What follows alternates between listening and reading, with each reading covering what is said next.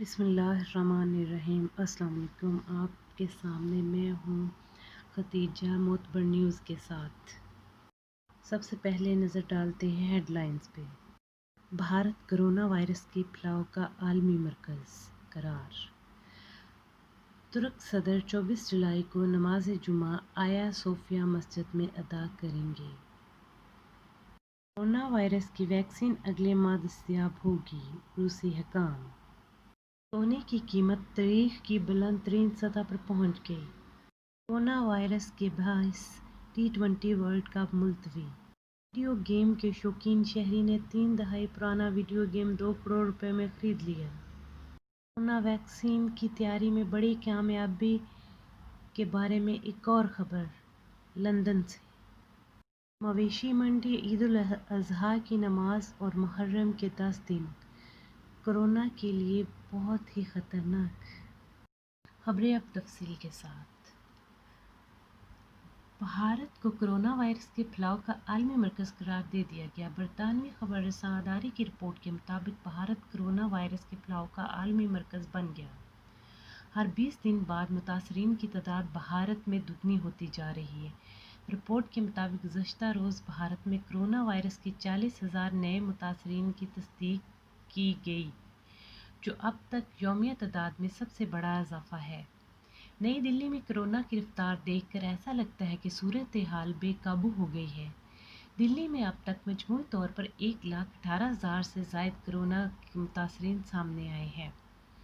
ان میں سے 17,000 سے زیادہ فعال متاثرین ہیں، جبکہ صحت یاب افراد کی تعداد 97,000 سے زائد ہے۔ ترک صدر 24 جولائی کو نماز جمعہ آیا صوفیہ مسجد میں ادا کریں گے۔ ترک صدر رجب طیب ایردوان نے آیا صوفیہ کا دورہ کیا۔ آیا صوفیہ مسجد میں 24 جولائی بروز جمعہ سے باقاعدہ 5 وقت کی نماز ادا کی جائے گی۔ ترک صدر بھی نماز جمعہ آیا صوفیہ میں ادا کریں گے۔ یہ مسجد تاریخی اہمیت کی حامل ہے۔ کورونا کے باعث T20 ورلڈ کپ ملتوی۔ تفصیلات کے مطابق ICC نے کرونا وائرس کے باعث T20 ورلڈ کپ 2020 ملتوی کر دیا۔ ورلڈ کپ ملتوی کرنے کا فیصلہ ICC ٹیلی کانفرنس میں کیا گیا۔ واضح رہے، T20 ورلڈ کپ اکتوبر-نومبر میں آسٹریلیا میں شیڈول تھا۔ ICC کا کہنا ہے کہ T20 ورلڈ کپ 2021 میں اکتوبر-نومبر میں کھیلا جائے گا۔ ایونٹ کا فائنل 14 نومبر 2021 میں کھیلا جائے گا۔ انٹرنیشنل کرکٹ کونسل کے مطابق دوسرا T20 ورلڈ کپ 2022 میں شیڈول کے مطابق اکتوبر-نومبر 2022 میں کھیلا جائے گا۔ میگا ایونٹ کا فائنل 13 نومبر 2022 کو ہوگا۔ سونے کی قیمت تاریخ کی بلند ترین سطح پر پہنچ گئی۔ کراچی۔ ملک بھر میں رواں ہفتے کے پہلے کاروباری روز صرافہ مارکیٹوں میں فی تولہ سونے کی قیمت میں 1,600 روپے کا اضافہ ریکارڈ کیا گیا۔ تفصیلات کے مطابق عالمی منڈی میں سونے کی قیمتوں میں اضافے کے بعد مقامی صرافہ مارکیٹوں میں بھی سونے کی قیمتوں میں اضافہ دیکھا گیا۔ جیولرز ایسوسی ایشن کے مطابق فی تولہ سونے کی قیمت 1,600 روپے اضافے کے بعد 1,11,250 روپے ہو گئی۔